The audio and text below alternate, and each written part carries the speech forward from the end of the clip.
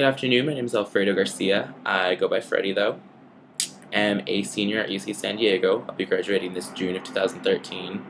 I'm applying for the Investment Advisor Trainee and Sales Associate position at Pacific Sotheby's with you guys.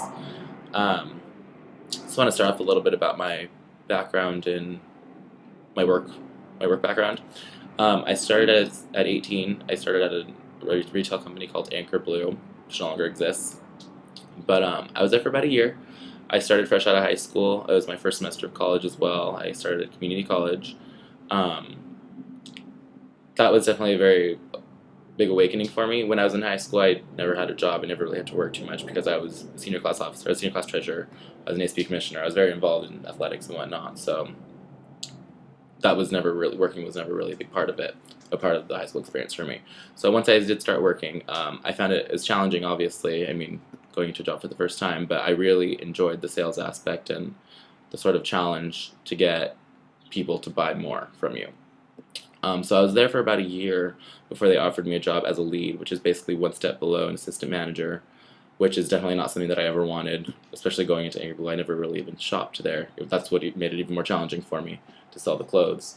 But so when they offered me the job, I declined, and then I decided that I wanted to try something a little bit more difficult. So I ended up moving to a higher volume store, by Guess, and I was there for about a year and a half.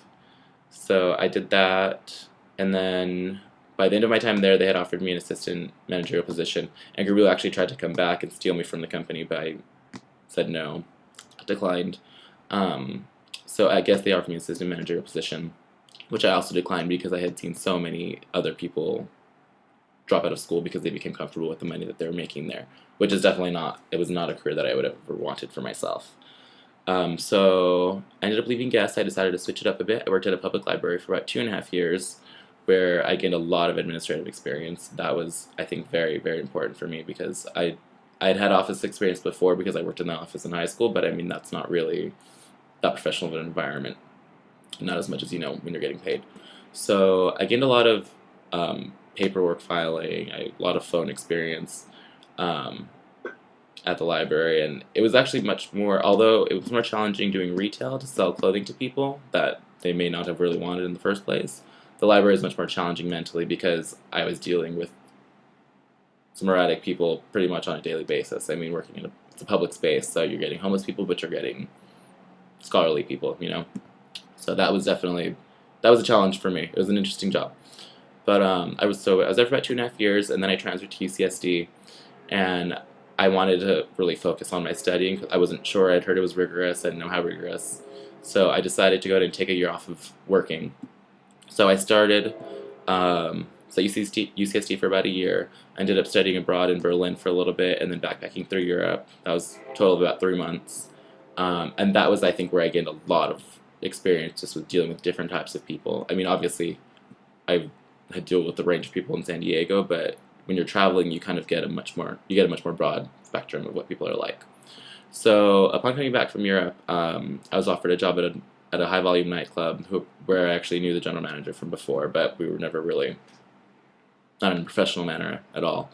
But he asked me if I'd be interested in trying out for the position for a VIP coordinator and a bottle service liaison. So I said yes. I mean, why not? It was a job. I didn't have a job at the time.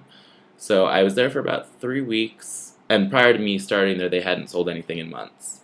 My first 3 weeks, I was sold out every single shift. So a large part of my position is scheduling outside of the facility, so I'm really only there for about 8 hours a week. But for the most part, throughout the week, I'm available for my clients 24/7, just to answer any questions. I mean, whether it's a new client, an old client, it's important for me to maintain these relationships with them because I want them to know that I'm there for them. I want them to feel important because they're essentially spending their money with me, and they're putting money in my pocket, so they are important to me. But I want them to make sure that they do know that, and that I'm taking special care of them.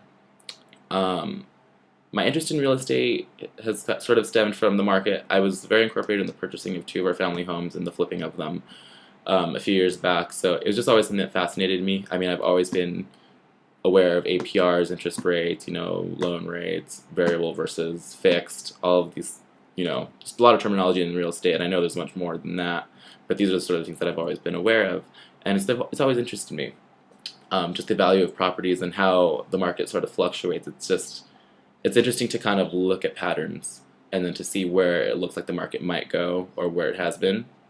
So some of my interest has come from there, but also I like the idea of searching for these houses for clients that, I mean, they're going to live in this house for the next, hopefully, 20, 30 years, maybe forever. So I like the idea of being part of that because it's sort of being a part of their family history. But but I know, I know a lot of real estate agents that have sort of fallen out from the industry because they gone in it for the sole purpose of the money, which is obvious. I mean, we all want to make money. That's a very important aspect of it. But the clientele is what's important to me. That's also a big part for me. I mean, with my current job, a big part of one of the most rewarding parts is when I'm getting the text messages, the emails, the praise from my boss that he's getting from my clients saying how much fun they had with me or how impressed they were with me, um, professional and otherwise. So I think it's important, just you need to make people feel important because that's what's going to make them want to come back to you. I mean, everyone wants to be special. Everyone wants to be somebody. So in the real estate business, I mean, they want to make sure that they don't feel like they're being taken advantage of, which I would never want to do. I mean, I'm not going to sell somebody a house that 3 years along the line they're going to be like, oh, well, this house, it's terrible. I'm unhappy with it, and then they're going to think back to the real estate agent or the real estate company, the firm, and they're going to say to themselves, oh, he just, wanted to make a quick buck. So that's pretty much my history. Like I said, I will be graduating this June. I think I could do an amazing job as an associate, as a sales associate. I mean, I'm very willing to start from the bottom up to sort of prove myself because I know it's not an industry that is easy to break into. There's a lot of competition in it, but I don't see competition as a barrier. I see it as an obstacle.